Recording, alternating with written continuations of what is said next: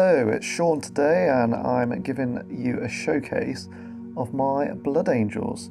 So this was my second Heresy Force, and it's one where I really started to learn and push my painting capabilities, which you'll probably see on some different models, different progression stages as I got better and better.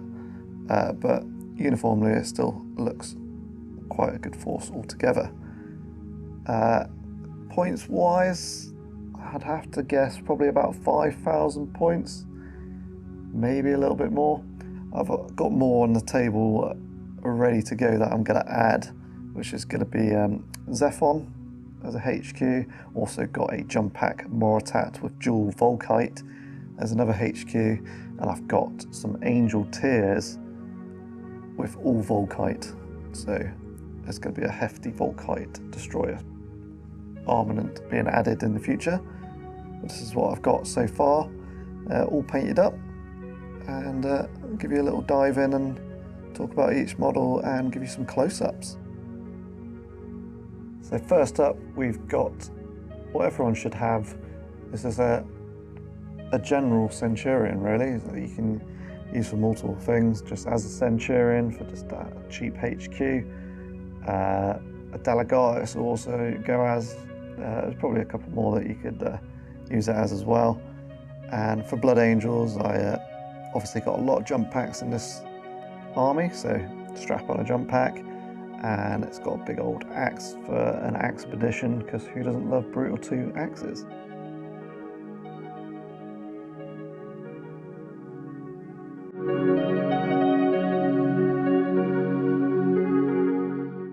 We've now got a Chaplain with its Cronius, and it's also got a sword as a blade of perdition. So in 1.0 you could take both these weapons together. Now in 2.0 you gotta pick one or the other, but they can both act as his staff of power, as it were, as they're both power weapons. So you could take a blade of perdition for the sword, or maul of perdition, and because they count as power weapons, it fits the Chaplain Mastercrafter power weapon for 0 points.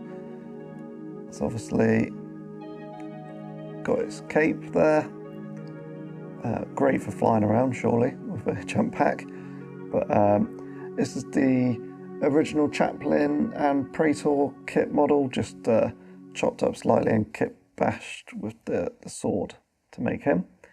Painted black in Chaplain colours, even though it's not compulsory to do it in 30k, as the codexes haven't been written as such.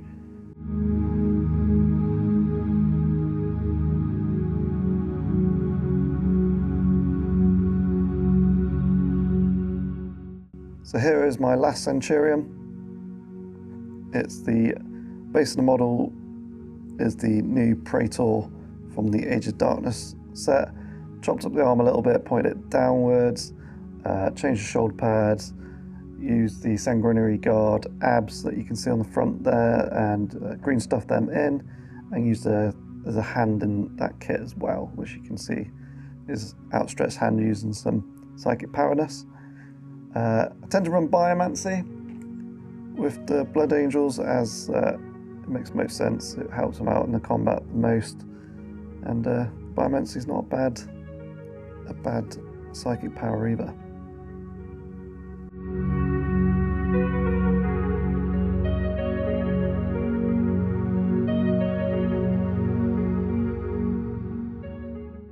Now we've got the Forge World Praetor, obviously just upgraded to have the jump pack there. Not a lot else to say there. Blade of Perdition, Paragon Blade, whatever tickles your fancy. And just weathered the cape up nicely, and it was the first cape I'd actually put a transfer on, and it was quite a lot of fun overcoming the challenges of the ripples. I think it turned out quite well.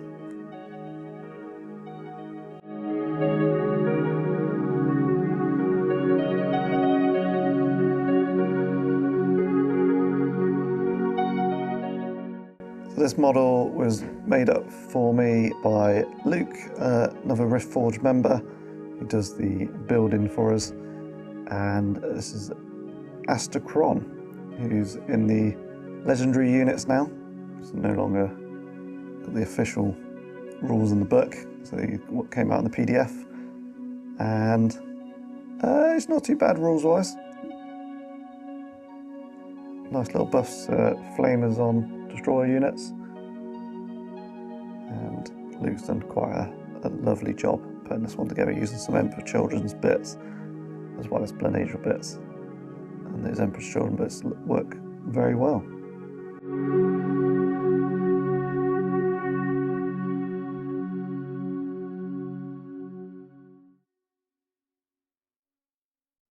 Raldron. Lovely model. Absolutely love him. I know some people mixed opinions on the goo, blood, whatever you want to call it, on his sword. I didn't mind it. Little blood for the blood god. Worked wonders there. Absolutely loved painting him. On a tabletop, bit of a monster. High weapon skill and being able to choose his warlord trait. Well, I'm sure we all know as Blood Angels players that Solar Marsh Imperial Fist one is a very good one to go to.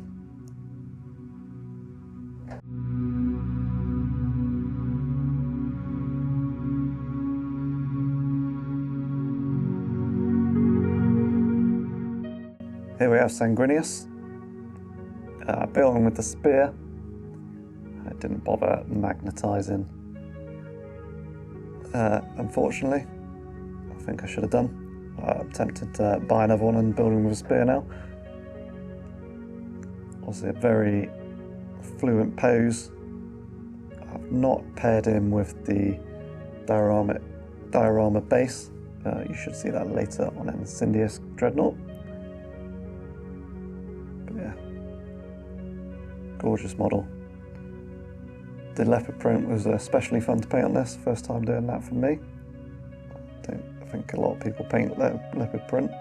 It's probably first time for a lot of people.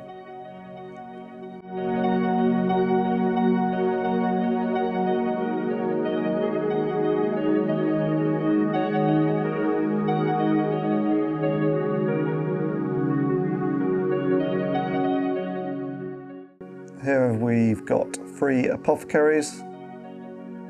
So 2 Mark IVs generally go with the assault squads, and then the Mark II goes with the Dawnbreakers, just because their jump packs match them better. Just chainsword on the Mark II, power swords on the other 2. Just went for Legion colours with a white pauldron, as you can see there. Not the classic 40 cable white.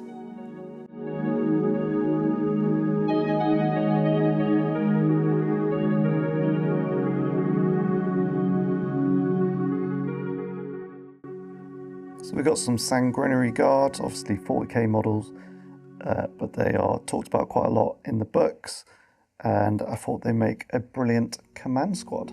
So that's what I've done here. The banner bearer could obviously be used as a herald as well, but I've not done that yet. Just Sanguinary Guard as command squad so far. Jump pack ones. Someone did let me know that these actually can't be taken by Sanguinius because he doesn't technically have a jump pack, and they've got to be taken what their leader is as a retinue. So if they're on foot, they just got to be on foot, which I suppose technically Sanguinius would be, because his wings don't count as jump packs. Bit of an odd rule, really. I'll probably just ignore it here on the channel, because the other guys don't have a problem with it.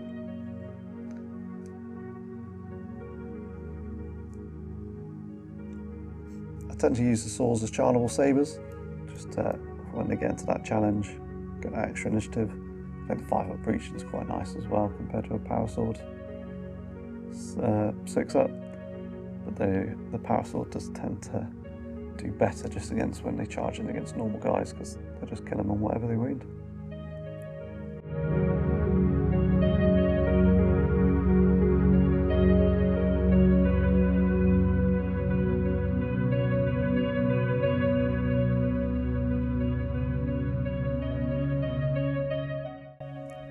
Into the meat of the army now, we've got two 15-man assault squads, both kitted out with 3 power axes and a power fist on a sergeant.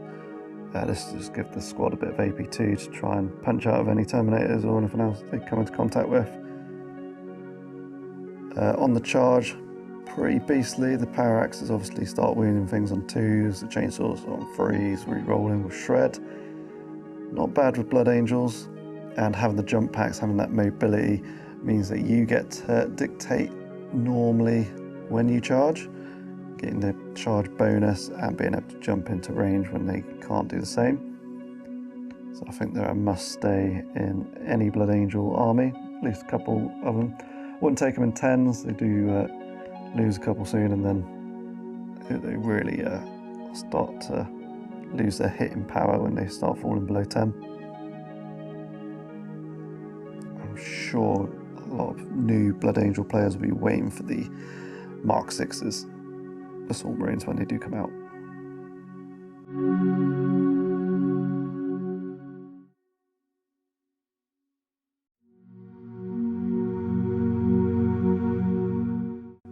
Next up, other line troops is just a couple of tactical squads painted up with the new Mark 6 as soon as they sort of drop, just to give the armies that extra scoring. I like to have about 3-4 line units, just basic ones. And the tacticals all got their bayonets, just to try and win those combats and push others off objectives. So with the Blood Angels trait charging in, they will be winning other tactical marines on 2s. We've also got Vexillers, because they, even though they can push forward, they tend to stay towards the back and just score objectives. And they have won me a fair few games just because people sort of forget about them and they end up just racking me the points.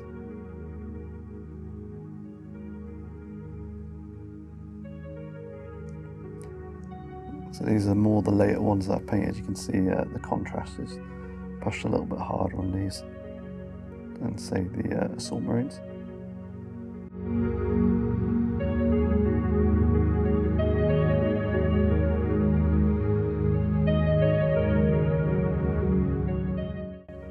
Here we have some Tartarus Terminators. So we've got 2 squads of 5, and basically each squad's got 3 chain fists and 2 power fists. They were built to a specific list, which is why they got odd numbers of each weapon, but it just fitted in the points to that list. So one squad's got all combi plasma, and the other squad has got combi melter.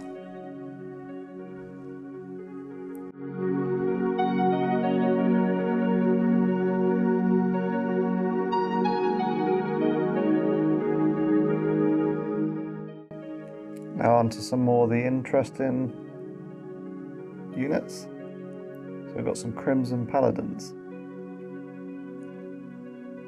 So I've kept 4 swords, 3 with shields. So the majority have shields, so they benefit from the rule. The Sergeant, they come with that Spear of Perdition, so why not? And an opportunity to chuck an assault cannon in there. Might as well go for it. Doesn't really do a lot in game, but I think it looks cool.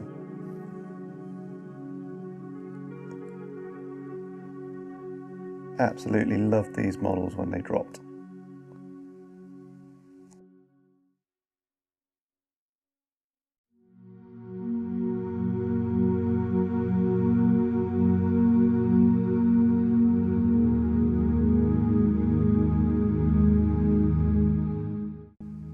Dawnbreakers. Absolutely loved these models, loved the jump packs, loved the dynamic poses on them. The only thing I wasn't a fan of was the plastic stand that they came with. So as you can see here, I have built them up with some cork, so it looks like they're just flying above some rocks. A few weather pigments and that, and you're laughing. They've all got a bit of a paper clip in there to pin them to it, so they don't fall off in game. I've just kitted them out all spears because that's what they come with, and the rules are pretty good, to be fair, on the spears. They were built in 1.0, but I think you probably benefited a bit from having a few swords in 1.0. But like I said, they come with all the spears, so I just went all spears.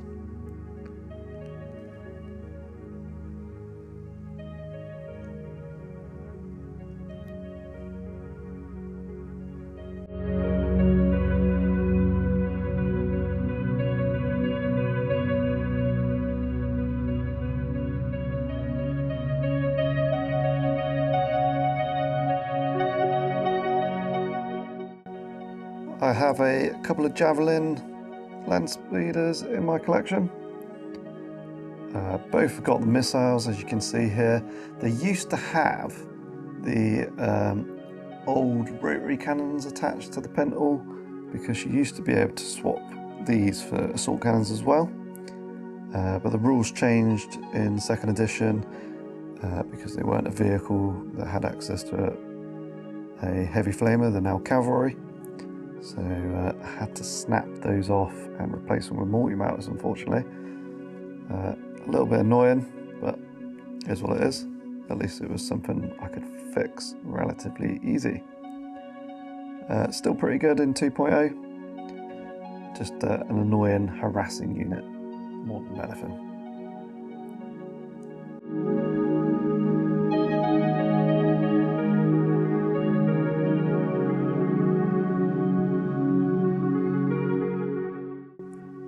Now I have a couple of Land Raiders in my 2.0 force now.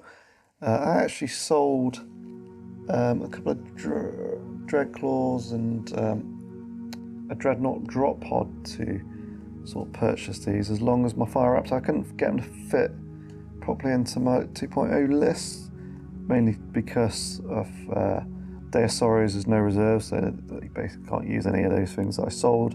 And Day of Revelation, you need stuff to start on the board, so I'm like, I don't want to be putting my Terminators in Dreadclaws anyway, because I need those points on the board, otherwise if I haven't got enough points on this board, I'm going to get tabled pretty early on. So it's a shift towards some tanks in my 2nd edition Blood Angels, and I have loved them. As you can see, I've had a go at marbling. First time using the baby wipe technique, and it was actually quite easy. I used an airbrush to make it quite easy. I have given it a go with some spray cans. It is possible. It is more difficult though, however. I'll probably do a little video for those who are curious how to do some marbling with the baby wipe trick. And I'll do both methods as well, so for those that don't have access to an airbrush, they won't feel left out.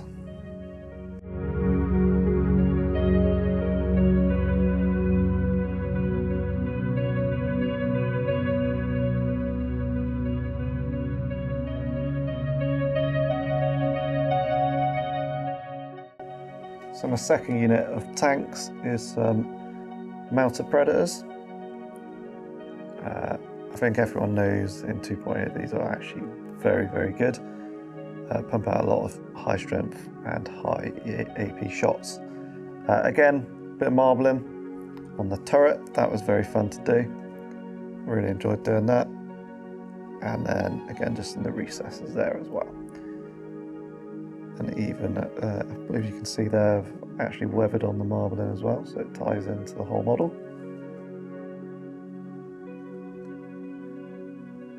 And I had fun doing some decals on top of that as well.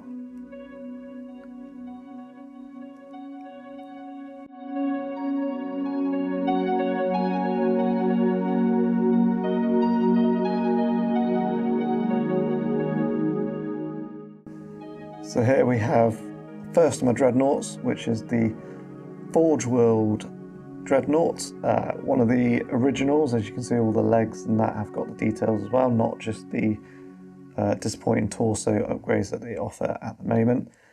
I do hope they bring back all the legs and that. I'm sure people will be very happy with those. So he's got a fist with an assault cannon in there, and a Kurz assault cannon as well. So he does have a tasty 10 shots a turn, as well as some punching ability, and I just love how he's come out. I'm very proud of all the gold and the work with the shading on the red. I think it's shown up really well on these larger models.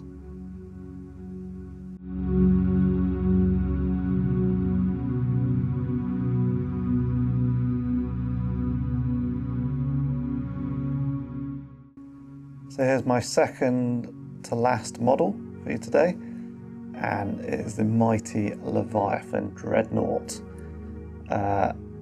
This is the forge-world one again. They still sell these as far as I know, so go grab them while you can.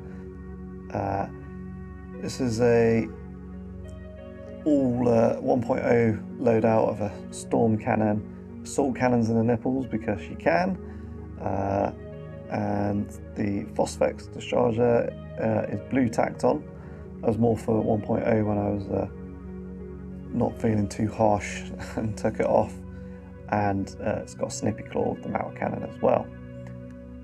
Another absolute beauty of a model, pleasure to paint, and I'd recommend all Blood Angel players getting them on, just for those assault cannon nipples more than anything.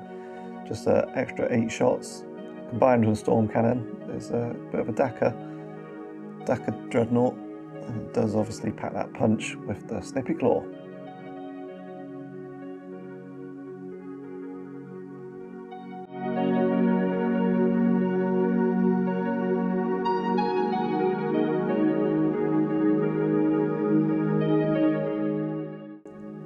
Now this is my last model, and I've saved this for last because it is my personal favourite in my Blood Angels army.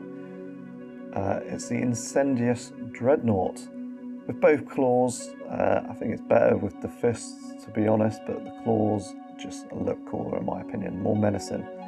And I have combined it with Sanguinius's Scenic Base that you have to buy separately. I don't even know if it's still available. It's only ever available from Forge World, but I live a little bit away, so I don't have all the access to check all the time. A lot of people ask me how I get him on there. He's got a very strong paperclip in his toe. And so this is all of my Blood Angels that you've seen today. I've mentioned I've sold some in the past. I've got some come in, which I mentioned at the beginning of the video, with the Angel Tears, the Moritat, and Zephon. Also got a cheeky little Rhino in the works as well. And that's about it at the moment. I'm sure I'll add more once I've completed those. But I hope you've enjoyed having a look at my Blood Angels collection. You do get to see them quite a bit on the channel, and there's another game coming next weekend. We got Ed back on, who you saw face Neil's Knights, and I'm facing him with my Blood Angels against Night Lords, which is a bit of a classic matchup with the Siege of Terror books. So I hope you enjoyed that back rep when it enjoys, and I hope you've enjoyed this army showcase. Don't forget to like, comment, share, help us with the algorithm gods. We do have a Patreon, this is a tip point, and access to our Discord. We've also got affiliate links to Element Games and Colourforge, and also YouTube memberships if you want to sign up that way as well. I've been Sean, thank you very much for watching, and I'll catch you in the next one.